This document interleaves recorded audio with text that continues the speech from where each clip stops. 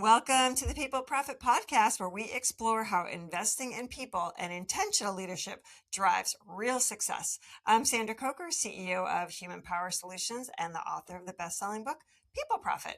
Today, we're diving into what it means to lead boldly and think deeply, rethinking how organizations think, decide, and lead in a very rapidly changing world. Our guest today is Dr. Katie Trowbridge. She's an award-winning educator, best-selling author, TEDx speaker, and CEO of Curiosity to Create. With over 2 decades of experience, Katie helps leaders build cultures of curiosity and bold decision-making. Katie, welcome to the show. Oh, thanks for having me. I'm so excited to chat. I am too. So to our audience today, if Katie's insights on curious and bold leadership resonates with you, please like, subscribe, and share this episode with a leader in your network. Your support really helps us spread these important conversations. So Katie, you ready to go? I am so ready to go. Okay. Curiosity is one of my favorite things. I think it's really, I think it's one of those new skills that leaders need to have. Talk a little bit about, before we get into your background and all that stuff, I really want to kind of cover curiosity a little bit. Yeah, absolutely. And curiosity, honestly, is the foundation of everything. We talk about how when we're children, children are so curious, right? You know, that the child in the back seat going, well, why is the sky blue? Why is this? And you're like, please don't ask me another question, right? And here's the thing is that so many people think that curiosity dies, that it just kind of dissipates over the years. And what research has found is that it doesn't. Yeah. That curiosity as adults, we are just as curious as we were when we were 3, 4, 5 years old. The difference is that we become afraid. We become less confident in our abilities, and we're afraid that people are going to judge us if we ask a question that we deem might be a stupid question. Yeah. So instead, we just kind of stifle our curiosity and we don't talk about it. We don't explore it. And we silently think and wonder, but we don't express it. And that's what becomes dangerous, is when we don't express it. We don't figure out what we want to do or what we want to know. And so we just stay at that status quo. Love it. And so we are curious people, and curiosity is the basis of connection. It's the basis of creativity, critical thinking. If we cannot lose our ability to be curious, we have to facilitate it. We have to ignite it. And we have to almost go back to being those kids again of like asking in the back seat. And now it's just the leader in the front seat. Yeah. Right? Yep. And the employees in the backseat saying, well, what if? I love that. Thank you for that, because that's a great way to kind of open up this conversation. And your background, you span education, you're an author, leadership development. What experiences really first showed you that there's a lot of power in being curious as a leader? Yeah, there really is. And I will tell you, there's a lot of power in not being curious as well. And a lot of it started when I was in 8th grade. I was in 8th grade and I was in a religion class, and I kept asking questions. Well, I don't understand about this. And what about that? And I was in a Catholic school, and the nun said to me, this is the way it needs to be. And I raised my hand and I said, well, I don't understand. What about this? And my father was a pastor, so I knew what I was kind of, my Bible, I knew that.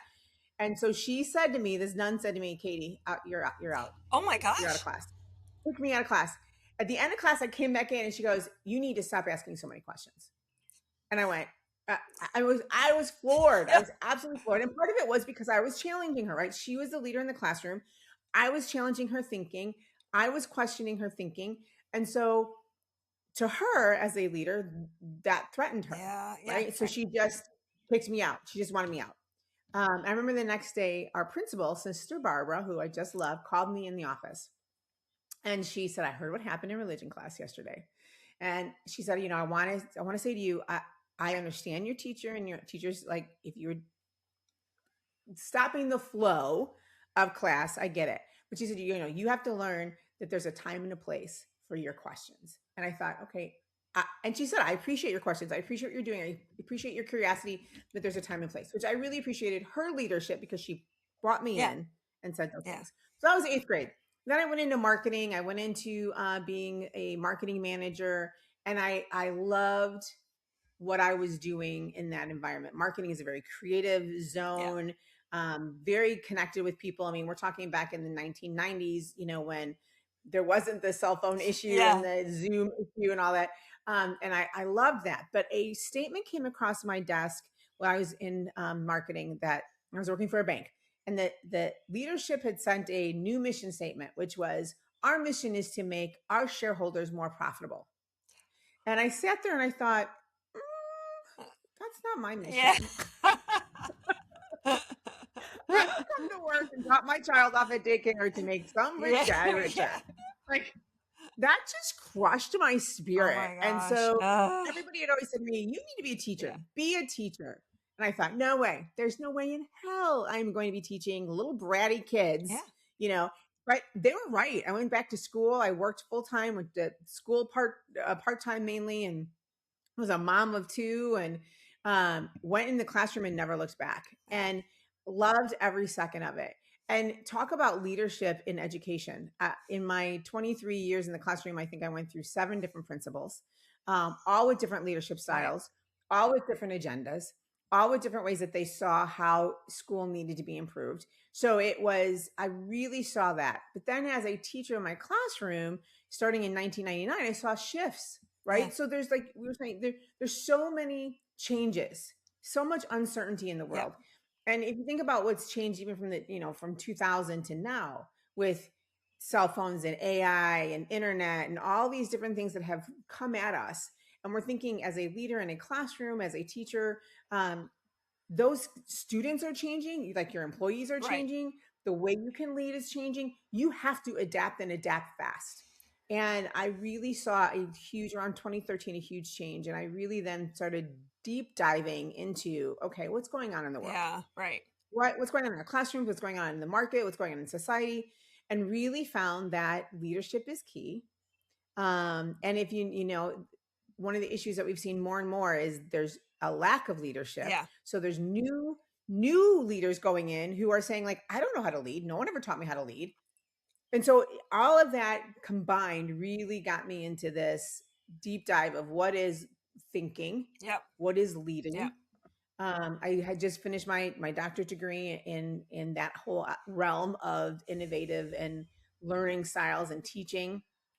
And so it really has uh, grown into this passion of mine, which is, how do we help people start thinking for themselves, leading in better ways, so that we're creating something that is actually meaningful for our society? Yeah. I think the thinking piece is going out the window. Right. Yes. So I'm guilty of it, plug in, Claude, Chat, whoever, Grok, Yep. whatever that is. And that critical thinking and problem solving and kind of those Mm-hmm. deep thoughts is really, really changing. So you've Mm-hmm. worked with a lot of leaders across, many different contexts. Mm-hmm. What does deeper thinking do for the teams if the leader Right. takes time to do that? Yeah. And it's a great question, because I think one of the things we do is we do this cognitive offloading, like you said. I'm just going to go to Chat. I'm just going to go to Claude. I'm Perplexity. I'm going to have them do my thinking for me. And what that does is, as a team, it disintegrates the idea of innovation. Yeah.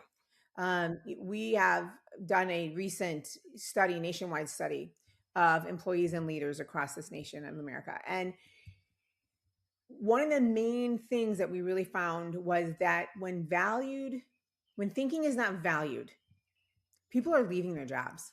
So 44% of people have said they've quit just because their thinking wasn't valued. Wow. 59% of executives, leaders, have said they've quit because their thinking wasn't valued. That's not compensation. Yeah. That's just, look, I'm not being seen. I'm not being heard. I'm not being valued in the way I think. So I'm out. Yeah. And you And retention, the cost of that is incredible to a corporation. and you think about the surveys that were done years ago, right? It really, compensation was never at the top of the list for retention. It's all these Right. same things. And now you bring in a technology where Mm-hmm. that's less valued now. Right. Those stats are Right. staggering. That is staggering. They're staggering, especially when you think about the executives Yeah. leaving. 59% of your executives are leaving solely because they don't feel valued in Where are their they thinking. going? Where they are valued. Yeah. Where they are valued, right? Oh, and a lot of them are becoming bosses of their Right. own. Yeah. But they're looking at when they are interviewing, a lot of times the interview is, I'm selling myself. Yeah. But there's a point where now the leader has to sell themselves. Yeah. right? We're hearing more and more from generations, and the study we looked at was generational as well, that generations want from their leaders, they want integrity, they want the fact that they will feel like they have purpose and like they have Yeah. meaning. That's what they're looking for from their leaders. Well, that they're not looking for a leader who can make decisions, who can, because they want to be a part of those decisions. Yes. Yes. They want a leader who has empathy, Mm-hmm. who is putting you first, who is going to walk up to you and say, "Oh, hey, did your kid play baseball this weekend? I thought you said, how'd it Yeah. go?" That's what they're looking for. So that's where they're Yeah. going. They're going to companies who allow that, who allow the teamwork. You know, we always have this debate about hybrid, remote work, all Right. that. There is a sense of that water cooler moment. People, especially the younger generation too, they're looking for Yeah. belonging. Yeah. Yeah. They're looking for you want to know about me. We have a relationship. Now I'm going to work way harder for Mm-hmm. you because you appreciate me. Yeah. Love that. I think that's so key. And you can do that in hybrid environments. You can do that in remote environments. We have Mhm. we have a Teams channel that's like the HPS playground where we post our weekend pictures, like that's what happened, and people can kind of go in Yep. there and just chit chat. And we've got a cubicle channel. So if you don't have high intense focus work to do, you go in there and you're working together. Cameras are on, muted, but if you got a quick question, I think there's a lot of things that you can do there. And Mhm. I think about the experiences that you've had, God bless you for teaching, because that's I yeah, loved my it. sister is a teacher. She's taught for about 30 years, and the burnout rate's pretty high.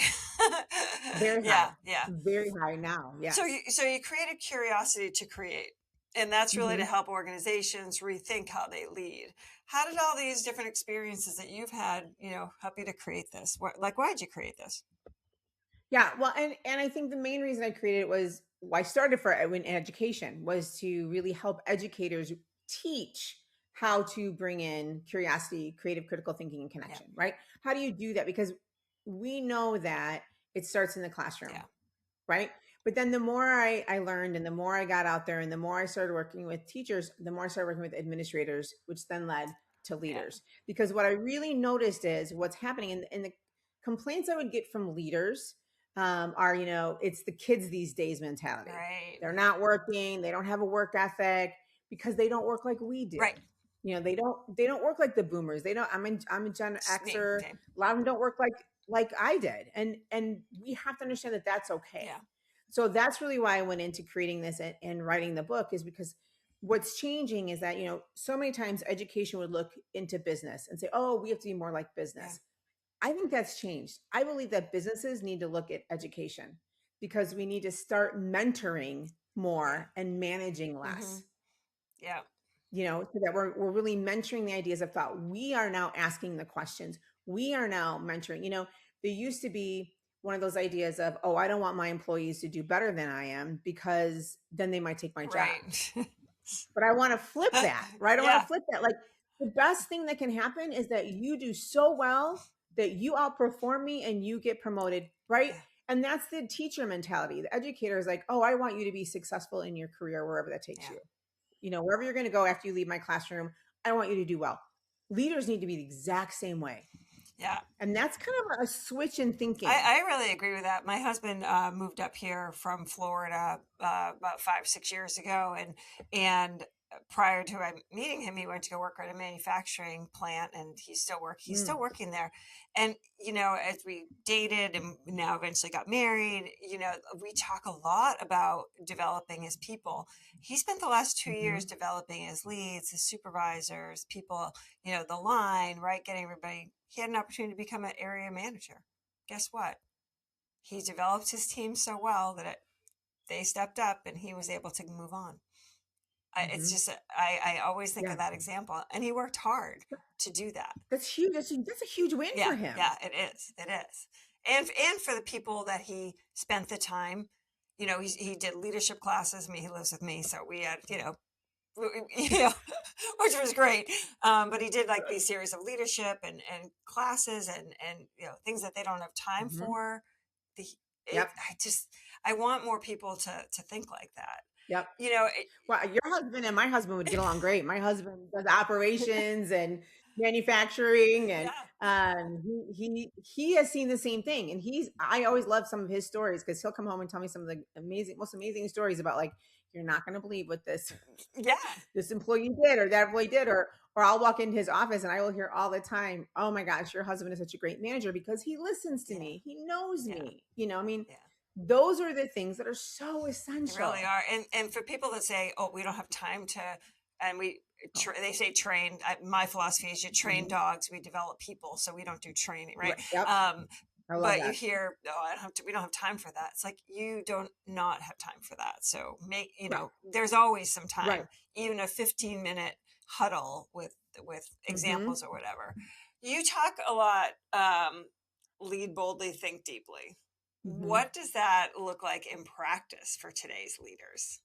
Well, and I say boldly because I think it takes a lot of Yeah, courage. I think to lead the way that needs to be led in today's society takes a lot of courage because you're kind of doing things differently than what you may have been taught or you have mentored as a leader. I also think because a lot of younger employees today are looking to leadership and saying, "I don't want to be that way, therefore I'm not going into it." right. Yep. Right? So Yep. even just the courage it takes to become a leader is essential. Yeah. And I think that the thinking deeply is where the core is, because we think about how we lack, we were talking about earlier, this offloading of our cognitive ability, Right. right? Yep. We can't do that. I mean, look, AI, I use AI all Yeah. the time. Chat GPT, Claude, I'm a fan. Yeah. I'm a fan. But it can't be human. Right. It can't be empathetic, yeah. and it's not genuine anyway. My stepmom had a terrible stroke about a year ago, and I was in chat gpt, and I said, "Oh, listen, my mom had a terrible stroke. I'm looking for some good rehabs. They were in Arizona at the time, blah blah." The first thing chat gpt said to me is, "Katie, what a good daughter you are." And I was like, Shut up. what? No, no, no, no, no. yeah. No, no. And someone asked you, I don't need you to tell Yeah. me I'm a good daughter because, like, you don't know me. right. You don't know me. You know me.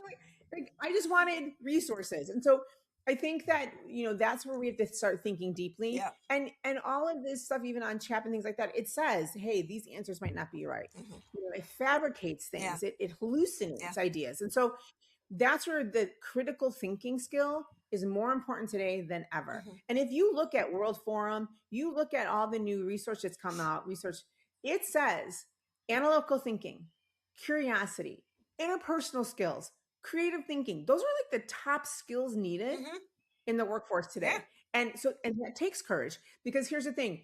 Fear, when we did our research, fear was the number one issue. Mm. Like, I'm just afraid. So people aren't speaking up. Yeah. So sad. They're not, because they're afraid, Yeah. right? They're afraid of judgment. They're afraid that there might be consequences, and that's on the leader. Yeah.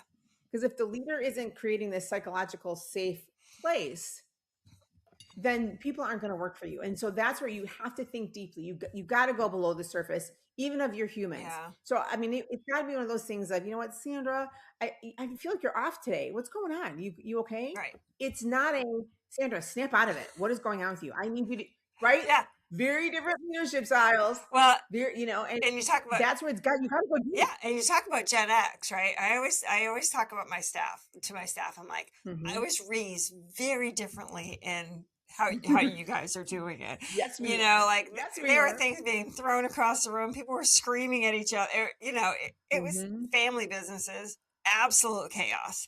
You know, and so there's times where I'm pretty blunt and I have to pull back and be like, I probably have to dial down the Irishness and Yep. grab the empathy. And I think a lot of people our generation really have to really Mhm. dial it back, because I'm with you.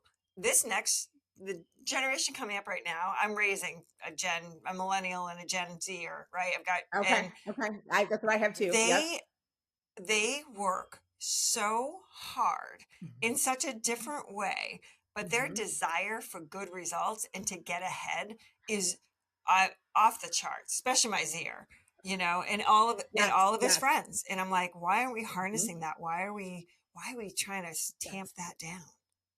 Yes. you know? Yes. Amen to that. Like I always and I'm a Chicago city girl plus a Gen Xer. You don't think I have attitude and sarcasm and like, talk about toning it I down. know, right? I have to do that quite often. I have to check myself because sometimes I'm like, oh wait, hang on. I'm working with a millennial and I'm working with a Gen Zer and I'm working, with a boomer and I'm working with, like I've got to be really careful. And part of that is having empathy for the other generations, and I would say even to the millennials and the Gen Zers who do the okay boomer thing, which is so Right. ridiculous. I'm not a boomer. But it's that idea of, look, we are all coming from different places, and so how do we work together as a team? I always tell my leaders that I work with, one of the best things you can possibly do is have a committee with one of every Yeah, generation in it. 100%. Just, I yep, mean, like a lot of times you get a committee, it's all the same yep, ones, right? Because we all, middle management may be your, older millennials or your so we're all together in middle right. management. But we're doing ourselves such a disservice because we're not thinking deeply, we're not leading boldly, we're not creating anything Yeah, because we all think the same way. yep, One of the things that President Obama said, whether you like him or not, one of the things that he did when he put together a cabinet is he said, I want to have people in my cabinet who don't all agree with hmm me, who have from different perspectives. That's leadership yep, because you're willing to sit back and listen to the feedback, yeah, right? Because we've got to get that feedback. And they do, the millennials, the Gen Zers, they have such a passionate love. And if they love what they're doing, but here's the thing, if they don't love what yeah, they're doing, right. it's that whole quiet quitting thing. They're fine. I'm not going to do Yeah, it. I'm just going to sit here yeah, and collect my paycheck. yeah, exactly. So we've got to understand And that. I think it's funny because they are looking for work. Like Mhm. they want to work. The biggest complaint I have from one of my three is she's like, every time I'm start a new job, she's like, they ease me into it. She's like, I have no work, and it's frustrating, you know. Yep. So Yep. I think that's really something that I think our generation really needs to think about is pile it on, see what Yes. they can do. Right. Throw them in the deep But end. there's It's this okay. They're term. not going to die. Yeah. Uh, Right. There's a term called productive struggle that I talk to managers about quite a bit. And productive struggle is like if you ever put together an IKEA set. You yes. know what I mean? And you're like, what? I thought I did this, but it's Yeah. backwards, right? But you just get these instructions. You're right. In IKEA, there's no one holding your hand, helping you put it together. Here's the instructions, figure it Yeah. out. And that is what is so essential. Because you know what? Here's the thing we found too is that the younger generation, they want to try it, they want to struggle, but they want to do it together Yeah. as Yeah. well. They'd rather put together that IKEA set with their friends or with their coworkers, or they'd rather do that Yeah. than do it alone. And Gen Xers, we're like, just put our heads down, Right. leave us alone. Okay. Leave me Yeah. alone. I got Yeah. this. And here's the thing, that productive struggle of they want the challenge, right? They're gonna get bored. Let me try, let me fail. But that comes down to the leader as well, especially new leaders, right? We have to say, oh, you failed. Good job. Yeah. Yeah. And I appreciate the fact that you tried, that you took a risk and you failed, and I'm good with that, Right. right? That's the R and the create method is, look, we've got to create environments where risk is Yeah. okay, Yeah. where failure is okay, and because that's where people are going to learn. Again, borrowing from education, that's a big, you learn from your Yeah. mistakes. So how do leaders create those conditions for that kind of ownership? As a It, leader, as you're doing that. yep, Yeah. yep. The number one thing you can do is be vulnerable, authentic, and model it. Yeah. So, for example, I'm in a staff meeting and I'm running my staff meeting. And I will say it's essential in your staff meetings to start off the first 5 minutes with, hey, how's everybody Yeah. doing? Yeah. Anybody got anything to share? How's life? What's going Yeah. on? Second thing is me sharing things like, oh, you're not going to believe this mistake I made. Or I messed this up. I apologize. Right. Because now I'm creating an atmosphere where, okay, well, if our CEO and our leader is saying they messed up, Yeah. then it must be okay if I do. Right. Right. Right. I'm going to share my mistake. That's number one. Number two is building a sense of relationship. You talk about the human aspect of leadership. That is key. if we are creating an environment where not only am I working with these people, but I appreciate them. You don't have to like them. I worked for a lot of people I did not like, Right. right? I've worked with people on my team that I would not go and have a drink with. Yeah. That's Yeah. life. That's how life is. But I appreciate that person. I appreciate what they bring to the table. I appreciate what they can do. It's just that that's not something I'm going to go out, on the weekends Yeah. with. And that's, but I know that person and I still appreciate that person. That building that kind of environment where people are feeling like I am safe here Mm, and you're not going to judge me. You're not going to laugh at me. You're not going to snicker about me or talk about me behind my back, because that's what people are really worried about. I mean, they're worried about that they judgment, are. Yeah. right? And so creating that environment is, you as a leader have to set the tone. You have to set the tone because they are going to follow you. And then that means you got to get out of your office, stop sitting in your office, get out of your office, walk around, get on Zoom. One of the best things you can do is, I was talking about the 2 minutes out of the 10 minutes. So out of 10 minutes, you're taking 2 minutes to get to know the person. Yeah. I love that.